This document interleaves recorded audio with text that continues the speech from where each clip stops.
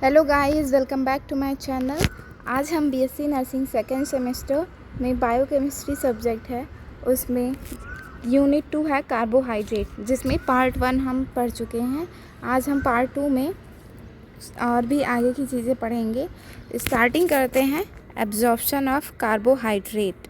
Carbohydrate का absorption first है simple diffusion. ये डिपेंड्स होता है कंसंट्रेशन पर।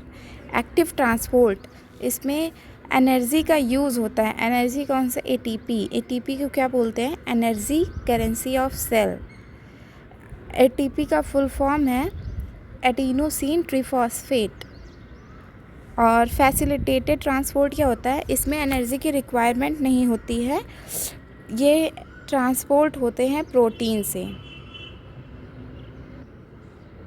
अब आएगा मेटाबॉलिज्म ऑफ कार्बोहाइड्रेट। ये सेलुलर लेवल पे होता है। Metabolism can be defined as entire variety of chemical reactions happening in living system. Metabolism क्या होता है? हमारे लिविंग सिस्टम में जो भी केमिकल रिएक्शंस होते हैं, अलग अलग वैरायटीज़ में होते हैं, इन्हीं को मेटाबॉलिज्म ऑफ कार्बोहाइड्रेट बोलते हैं। These are all mainly 2 types of metabolic pathway. First one is anabolic pathway, second है कैटाबॉलिक पाथवे। अब है major pathway of carbohydrate metabolism, जिसमें कि है पहले ग्लाइकोलिसिस। ग्लाइकोलिसिस क्या होता है? ये ग्लूकोज का ब्रेकडाउन होता है, फिर पायरूवेट बनते हैं। तो glucose convert into pyruvate, glucose pyruvate में कन्वर्ट होते हैं। और लैक्टेट, पायरूवेट क्या होता है? इसमें ऑक्सीजन का प्रेजेंस होता है, और लैक्टेट में एब्सेंस ऑफ ऑक्सीजन होता है। और ये कहाँ होता है?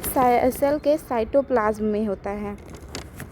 सेकेंड है सिट्रिक एसिड साइकिल। इसमें एसिटाइल को एंजाइम एंटर्स होते हैं माइटोकॉन्ड्रिया में और एटीपी को जनरेट करते हैं, और इसी को क्रेब्स साइकिल भी बोलते हैं। अब है हेक्सोज मोनोफॉस्फेट संट।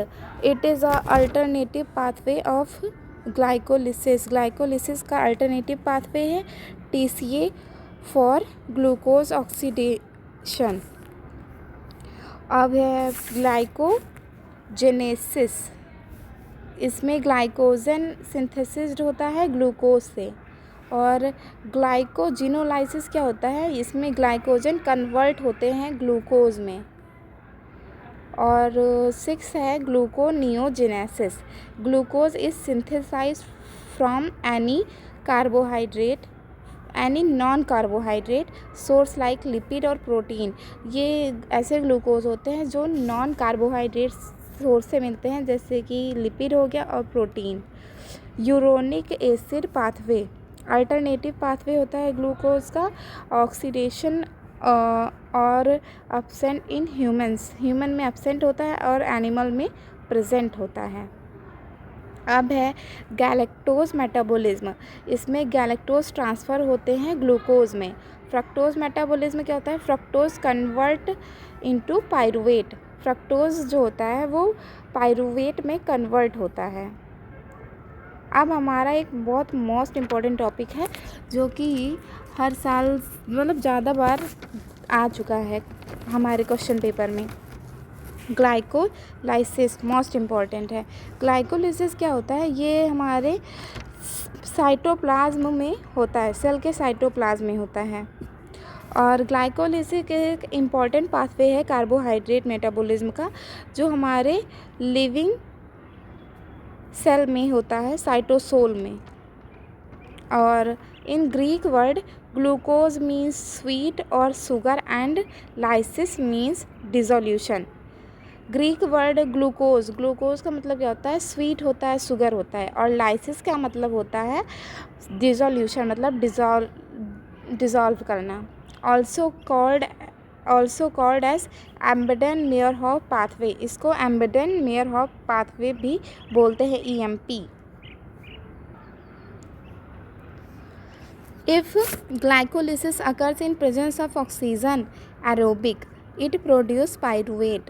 अगर ग्लाइकोलिसिस ऑक्सीजन के प्रेजेंस में होता है तो वो एरोबिक होता है और ये प्रोड्यूस करते हैं पाइरूवेट को। अगर if it occur in absence of oxygen, अगर ऑक्सीजन के एब्सेंस में होता है तो एनारोबिक है और ये लैक्टेट का फॉर्मेशन करते हैं। Insulin hormone secreted by beta cell, जो कि बीटा सेल से सिक्रीट होते हैं, रेगुलेट करते हैं ब्लड ग्लूकोज को level by facilitating of glucose by cell. Insulin hormone beta cell से सिक्रीटेड होते हैं, blood glucose level, blood sugar level को मेंटेन करते हैं और रेगुलेट करते हैं, और ये ग्लूकोज सेल के द्वारा मिलते हैं। All steps involve in glycolysis pathway can be divided into 3 phases. जो भी ग्लाइकोलिसिस पाथवे में जो भी स्टेप्स हैं वो 3 फेजेस में डिवाइडेड हैं, और इसमें फर्स्ट है एनर्जी इन्वेस्टमेंट फेज़, जिसमें कि 2 ATP की रिक्वायरमेंट होती है। स्प्लिटिंग फेज़ होता है और एनर्जी जनरेशन फेज़ होता है। एक क्विक समरी लेते हैं ग्लाइकोलिसिस। अभी हमने पढ़ा कि ग्लाइकोलिसिस ग्लूकोज का ब्रेकडाउन है और ये पाइरूवेट में कन्वर्ट होते हैं, और ग्लाइकोलिसिस जो है सेल के साइटोप्लाज्म के साइटोसोल में होते हैं। और स्टेप्स ऑफ ग्लाइकोलिसिस अब है स्टेप्स ऑफ ग्लाइकोलिसिस। ग्लाइकोलिसिस में 3 फेजेस बताया है मैंने अभी। फर्स्ट था इन्वेस्टमेंट फेज़, स्प्लिटिंग फेज़ और जनरेशन फेज़। तो अब जो ये ग्लूकोज है, ग्लूकोज हेक्सोकाइनेज एंजाइम्स के हेल्प से ग्लूकोज 6 फॉस्फेट में कन्वर्ट होता है, जिसमें कि ADP में फॉर्म होता है।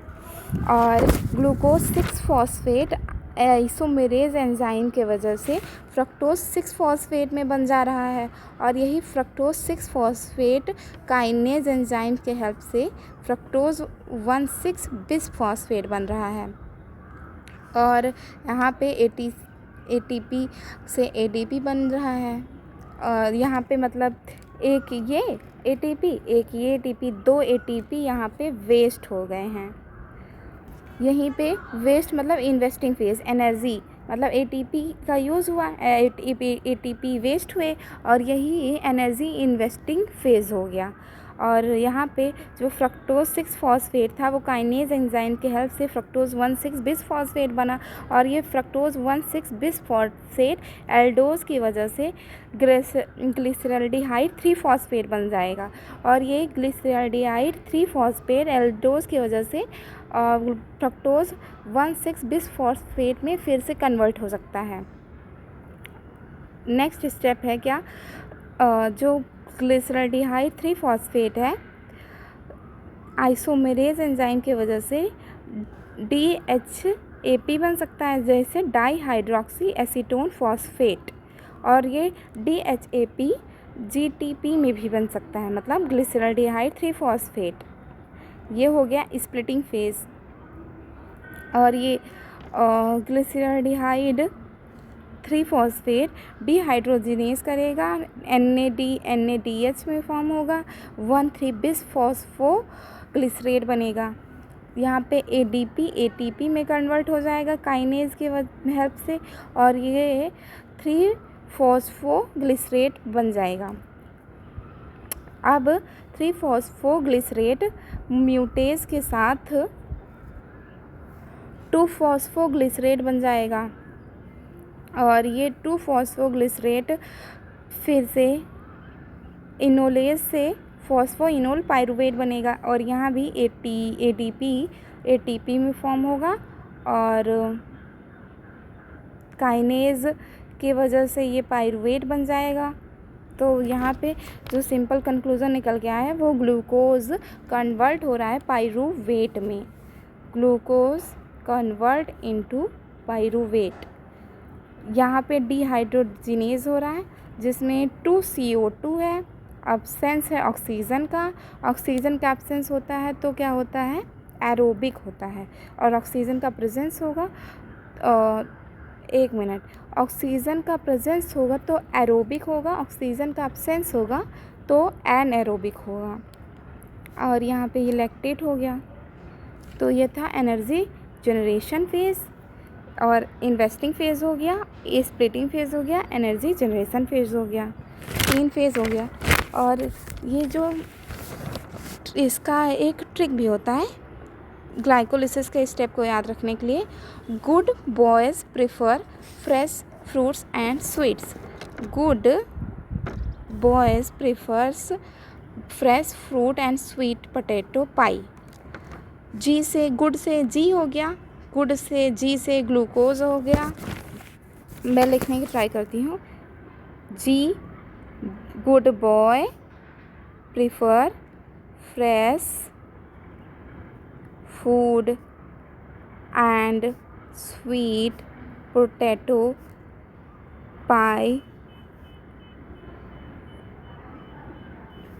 पाइरुवेट। तो जी से था ग्लूकोज, बी से था बॉयज़, मतलब जी से गुड से था जी से था ग्लूकोज हो गया, बी से था ग्लूकोज 6 फॉस्फेट, पी से था फ्रक्टोज 6 फॉस्फेट, और एफ से था फ्रक्टोज 1,6 बिस फॉस्फेट, और एक जो और एफ था मतलब फ्रूट्स वाला वो हो गया G3P मतलब ग्लिसरॉल्डिहाइड 3 फॉस्फेट। ए से था 1,3 बिस फॉस्फेट ग्लिसरॉल्ड और ग्लिसरेट था, और एस से था 3PG, पी से था 2PG, और पी से था PEP फॉस्फोइनोल पाइरुवेट, और पी से था पाइरुवेट। तो ये स्टेप यहीं पे कंप्लीट हो जाते हैं। आगे देखते हैं, कुछ यहाँ पे नोट पॉइंट है। तो सिंपल क्या है, एक ग्लूकोज में कितने ATP फॉर्म हुए? 4 ATP फॉर्म हुए और 2 ATP यूज़ हुआ। नेट गेन कितना हुआ ATP का? 2 ATP का नेट गेन हुआ। 2 NADH में 2 × 3 ATP थे, मतलब 6 ATP था। और एक ग्लूकोज में 2 पाइरुवेट होते हैं, 2 CO2 में CO2 + H2 में H2CO3 था। और टोटल ATP कितने थे एक ग्लाइकोलिसिस में? 2 ATP था, 6 ATP था, टोटल 8 ATP था। और 85% of CO2 removed by kidney. 85% CO2 kidney से रिमूव्ड हो गए थे। ग्लाइकोलिसिस समझ में आ गया होगा। नेक्स्ट हम आगे बढ़ते हैं, एनर्जेटिक्स। ये क्या होता है? Total input and total output. 1 mole glucose में 6 कार्बन और 2 मोल पाइरुवेट में 2 कार्बन थे, तो 2 ATP का यूज़ यहाँ हुआ, और 4 - 2 ATP का नेट गेन हुआ। 4 ADP यूज़ हुआ, 2 ADP गेन हुआ, 2 NAD यूज़ हुआ, 2 NADH2 गेन हुआ, 2 पाई फॉस्फेट ग्रुप था, फॉस्फेट पाई ग्रुप था।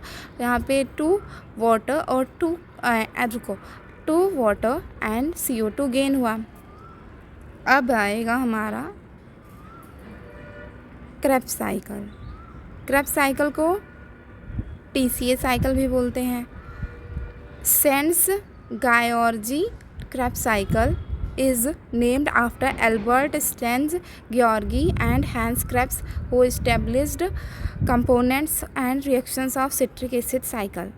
जो ये हैं साइंटिस्ट, इन्होंने ही इन कंपोनेंट्स और रिएक्शंस को सिट्रिक एसिड साइकिल में इस्टेब्लिश किया था। It is an aerobic process and in eukaryotic occurs in mitochondrial matrix. ये माइटोकॉन्ड्रिया में होता है।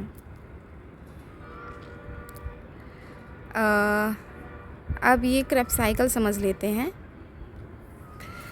तो यहाँ से साइकिल की स्टार्टिंग होती है।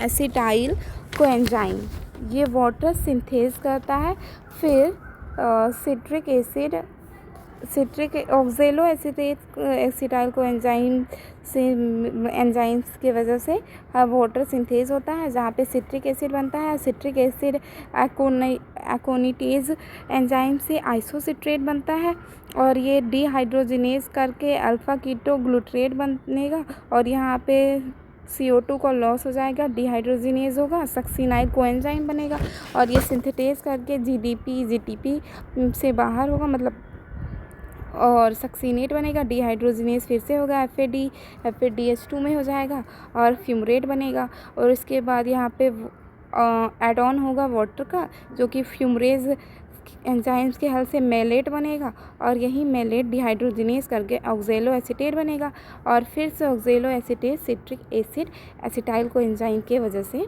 हो जाएगा। और इसमें जो एक GTP होता है उसमें एक ATP होता है, FADH में 2 ATP होता है। इसको याद करने का ट्रिक है, सिट्रेट इज़ किंग, स्टार्टिंग से सब फॉर्म में मिलेगा ऑक्जेलो एसीटेट। ये होता है क्रेब्स साइकिल को याद करने का बेस्ट तरीका।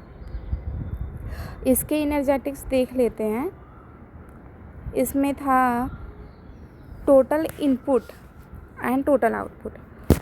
4 वाटर थे और नो वाटर गेन। 4 वाटर थे पर आउटपुट मतलब कोई भी वाटर गेन नहीं हुआ। No CO2 use, 4 CO2 gain. 6 Na use, 6 NaDH2 मतलब 18 ATP गेन हुआ और 2 FAD यूज़ हुआ तो 2 FAD गेन हुआ मतलब 4 ATP गेन हुआ। 2 GTP यूज़ हुआ, 2 GTP गेन हुआ मतलब 2 ATP मतलब 24 ATP का गेन हुआ। Total ATP gain by 1 mole of glucose. 1 mole glucose में कितना ATP गेन हुआ देख लेते हैं। ग्लाइकोलिसिस में 8 ATP गेन हुआ और क्रेब्स साइकिल में 24 ATP गेन हुआ और पाइरूवेट से एसिटाइल को एंजाइम रिएक्शन बनने में 2 NaDH2 से 6 ATP मिले, जिससे कि 38 ATP गेन हुआ। हाँ, तो आज यहीं तक रखते हैं। नेक्स्ट हम अगला ग्लूकोनियोजेनेसिस पढ़ेंगे और आगे भी बहुत इंपॉर्टेंट टॉपिक्स हैं उनको पढ़ेंगे। आज के लिए बस इतना ही। अगर समझ में आए तो चैनल को लाइक, शेयर एंड सब्सक्राइब करें और बेल आइकन प्रेस करना मत भूलिएगा। मिलते हैं नेक्स्ट पार्ट में। Thank you for watching.